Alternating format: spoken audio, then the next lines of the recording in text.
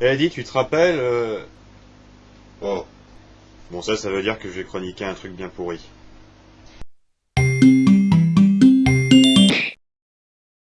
Scooby-Dooby-Doo! Au fond, qu'est-ce qui va faire la différence entre une série dont on se souvient et une série dont on ne se souvient pas? Plusieurs facteurs vont être déterminants. Premièrement, l'originalité. Tout le monde se souvient plus ou moins de Batman, la série animée, qui en plus d'avoir été travaillée du point de vue visuel et sonore, s'est appuyée sur un personnage charismatique. On n'était pas habitué à voir ça à l'époque et on ne l'a pas vraiment revu depuis. Dans un autre registre, beaucoup se rappellent Minus et Cortex et d'autres cartoons, mais cette fois plus pour des raisons de gimmick. Minus, tentez de conquérir le monde. Le gimmick dans les dessins animés, ça sert à ce qu'on s'en souvienne, et beaucoup de séries animées en ont. Je n'ai pas fini. Quoi de neuf, docteur? C'est l'heure du duel. Ça marche plutôt bien. Autre méthode.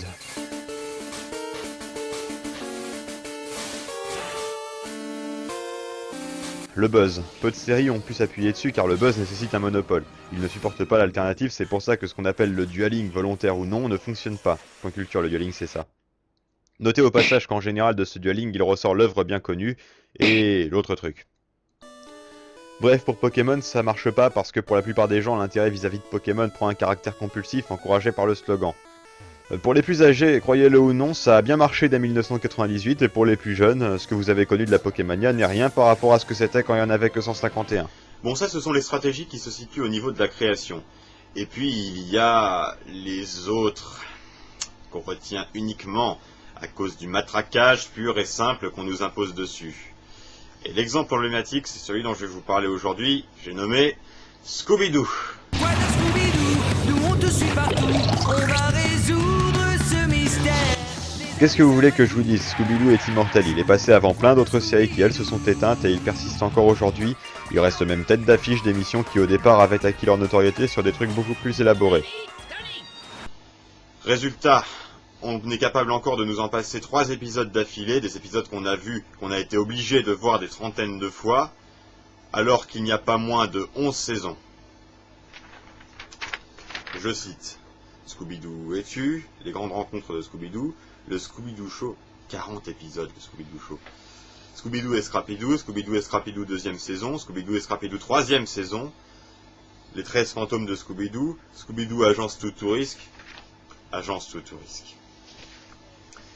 Quoi de neuf Scooby-Doo, Sammy et Scooby en folie, et Scooby-Doo Mystère Associé. Voilà, c'est grotesque. Et vous savez quoi? C'est naze. Vraiment, allez je vous raconte. Alors les personnages, c'est 4 humains et de 1 à 3 chiens selon les saisons. Je vous parlerai uniquement du cas un chien. On a Fred, blond, avec un foulard, intelligent, beau, brave et fort. Le travail d'équipe, mon grand. Le travail d'équipe, n'y a que ça qui marche. Daphné, pareil, à part qu'elle se fait capturer dans certains épisodes. Ce n'est pas notre faute si tu te fais tout le temps capturer. C'est pas du tout le temps, hein? C'est pas vrai? T'as pas le droit de dire une chose pareille. Tu verras... Attendez une seconde. De l'or? Des intelligente. Tu ne t'intéresses qu'aux mannequins en maillot de bain. Non, je suis un homme substantiel. Les nanarins comme toi, ça m'éclate aussi. Et Sammy, propriétaire du van. Et c'est littéralement le faire-valoir de tout le monde. Je sais que moi dans l'histoire je suis que le porte-bagages. Ils voyagent à bord de ce van et partout où ils vont, il y a un mystère à résoudre qui prend la forme suivante. Le fantôme zombie squelette golem rayé à la mention inutile qui hante les lieux d'après la légende a décidé d'empêcher que quelque chose se fasse. Pour ce faire, il kidnappe les gens et leur fait peur. La bande à Fred arrive en général à le choper au terme d'une poursuite et complètement par accident. À part dans les spéciaux et les longs métrages, le monstre était en fait un des personnages de l'épisode qui avait telle motivation idiote. Parce que je vais commercialiser ces trucs et devenir très riche. Ouais, je l'ai fait pour me faire de la publicité gratuite et vous vous en êtes chargé à ma place. Alors, merci beaucoup. Suzanne voulait par-dessus tout que la carrière des Mystery Kids soit enfin relancée. Schmo, il voulait se venger, pas m'avoir refusé de danser avec lui. T'as été dur, Pamela. J'ai la même gueule d'amour que George Clooney en plus marrant. Et clame qu'il aurait réussi son coup si... Oh, allez, je vous le fais en image. Nous aurions pu gagner des millions et des millions. Mais il a fallu que vous mettiez votre nez dans nos affaires. Tout marchait très bien. Seulement il a fallu que ces fichus citadins viennent fourrer leur nez dans mes affaires. Si, et ça marchait plutôt bien jusqu'à ce que ces bambini fouineurs ils arrivent. Oui, et même qu'ils auraient continué à croire que j'étais un vrai fantôme sans cette bande de jeunes crétins et leurs kleps idiots. Oui, on n'aurait jamais pu s'en sortir si vous tous autant que vous êtes n'aviez pas fourré votre nez dans nos affaires. Ah, et il y a un chien qui s'appelle Scooby-Doo et qui... parle. J'en ai l'eau la bouche. Enfin, c'est beaucoup dire, pour une raison X ou Y, il est capable de produire un langage articulé. Et... Je suppose qu'il le fait du mieux qu'il peut. En fait, c'est pas si ridicule que ça. Si un chien se mettait à parler, ça ressemblerait probablement à ça, des borborigmes incompréhensibles et hésitants. Vous avez remarqué que j'en ai pas parlé avant. En fait, j'ai même pas eu besoin d'en parler pour révéler le scénario. Et la raison est simple, c'est que ce chien ne sert à rien. Pire encore, il porte préjudice au reste de la série. Le fait d'avoir mis ce chien n'a aucun intérêt. D'ailleurs, il ne fait rien à part faire la même chose que Sammy. Bon, sérieusement, des personnages énervants, il y en a partout. Mais en général, on les fait servir à quelque chose, au moins à un moment donné. Sammy et Scooby, Là, non. vous faites comme d'habitude.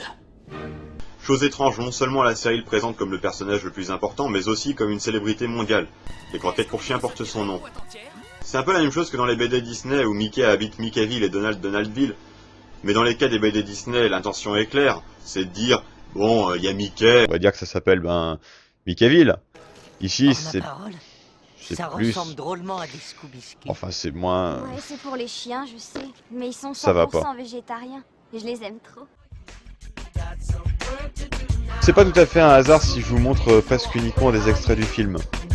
Disons que la vacuité de la série est telle qu'il n'y a vraiment rien de consistant à en montrer. Ça, c'est parce qu'elle ne nous donne aucune raison d'accrocher à ces clichés, car elle ne joue absolument pas dessus, malgré ses 11 saisons.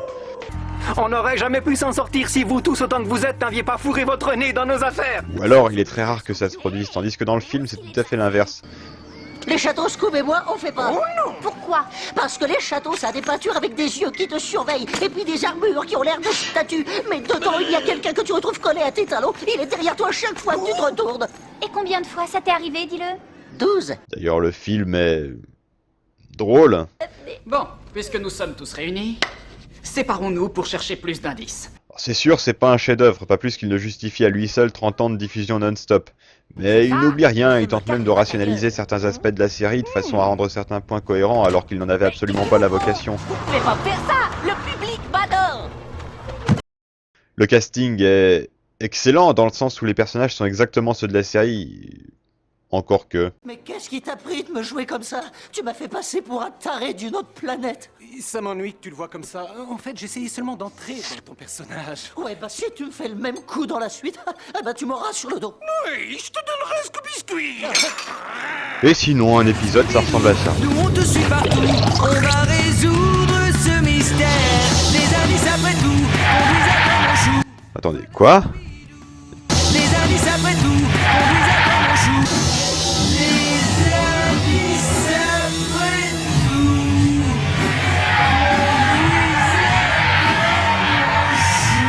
Mais comment ça, dans aucun épisode de ce que je me souviens, il y a suspicion que Scooby-Doo soit le monstre? Ce générique a aucun rapport avec ce qui se passe dans les épisodes. Pas de répit, faut trouver d'autres indices. Et des biscuits t'attendent au bout de la piste. Ah, c'est mieux. Alors, l'histoire, c'est que les Mystères et compagnie, oui, c'est le nom du groupe, aussi appelé Scooby Gang, arrivent dans un coin où il y a un cimetière hanté par deux frères qui se sont battus en duel à l'époque de la guerre de sécession. Ils rencontrent des gens de la famille des frères en question, une femme et un homme qui a de la boue sur les chaussures. Les deux ont visiblement un problème avec un troisième type qui veut acheter le manoir, mais on s'étend pas trop dessus. Le groupe va se promener dans le cimetière et découvre des traces étranges sur le sol. Puis il rencontre la femme qui achète des accessoires vaudou dans un magasin. Enfin, c'est Scooby-Doo qui est témoin de la scène et étrangement après, alors que ça lui serait vachement utile, il semble avoir perdu l'usage de la parole et est obligé de mimer. C'est Sammy qui fait la traduction. Des ailes de chauve-souris. Des os de poulet. Et un œil de crapaud. Oh, des ingrédients pour le vaudou. Après, ils font une remarque bizarre sur l'homme qu'ils ont vu dans le cimetière. Eh bien, il doit travailler son image de psychopathe asocial. Non, sérieusement, ils ont absolument rien sur quoi se baser pour dire On ça. va se séparer pour trouver des indices. C'est le problème, les personnages sont tellement peu développés, indépendance des épisodes oblige, que ça suscite des bizarreries de ce genre. Bon, ensuite, ils retournent du côté du cimetière et il y a une course-poursuite avec les fantômes sur une musique en rapport avec le vaudou, qui est d'ailleurs dans le film, mais c'est probablement pas fait exprès, d'habitude c'est une musique qui est uniquement dans l'épisode.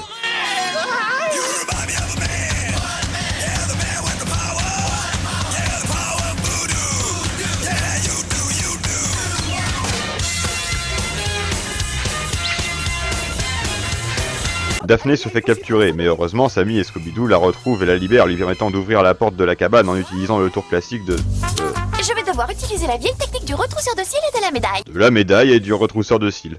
Pourquoi est-ce que je n'y ai pas pensé?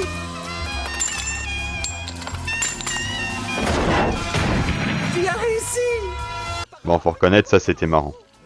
Après, il y a une autre course-poursuite et ils capturent les méchants par accident. Le plan de Fred pour les capturer ne fonctionne pas, mais une série d'heureuses coïncidences suffit à les coincer. En fait, c'était le chauffeur du bus de touristes et le guide touristique qui faisait ça pour attirer les touristes et qui... Nous aurions pu gagner des millions et des millions. Mais il a fallu que vous mettiez votre nez dans nos affaires. Voilà. Les épisodes sont tous comme ça. Parfois, ils font semblant qu'ils avaient deviné qui était le coupable avant de le coincer, mais souvent, ça se passe comme ça. Le coupable n'est pas celui ou ceux qu'on croyait, mais ceux qui avaient la motivation la plus ridicule qu'on pouvait imaginer.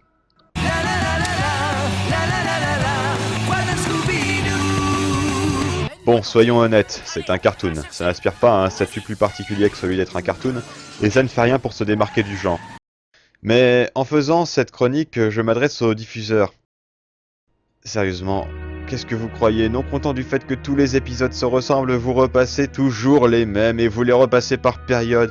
C'est vrai, il y a d'autres séries avec lesquelles vous faites ça, mais ça ne justifie rien. Pour nous spectateurs, Scooby-Doo est devenu synonyme de remplissage. Évidemment, vous avez toujours de l'automate, mais c'est parce que vous passez ça tout le temps et qu'on est obligé d'allumer la télé un peu avant pour pas louper le début d'un épisode de quelque chose qu'on a envie de regarder. Oh, les questions stratégie marketing, ça c'est immonde. Pourtant cette nullité ne tient pas à grand chose et j'accepte de croire que ceux qui ont commencé en voyant les toutes premières séries ont pu trouver ça bien. Alors je vais être positif et dire ce qu'il faudrait à mon avis pour que ce soit bien. Déjà, exit le chien. Ok, on garde le chien mais on le rend moins important. Et qu'il se taise, il se fait du mal à essayer de parler comme ça. À présent le scénario. Une bande de 4 jeunes qui résout des enquêtes avec un chien. C'est pas mal mais il faut que ça s'assume plus. Que le côté enquête soit plus marqué, voire plus parodié et que les personnages restent pas les mains dans les poches. Oh, ils peuvent continuer à choper le méchant par accident, mais qu'on n'ait pas l'impression qu'ils attendent cet accident depuis 10 minutes en sachant qu'il va arriver. Un petit peu plus d'autoparodie, disons un tous les 10 épisodes au lieu de un tous les 20 épisodes. On change le titre et ça donne ça. C'est pour le club des 5, détective et solidaire. Voilà le club des 5. Impeccable.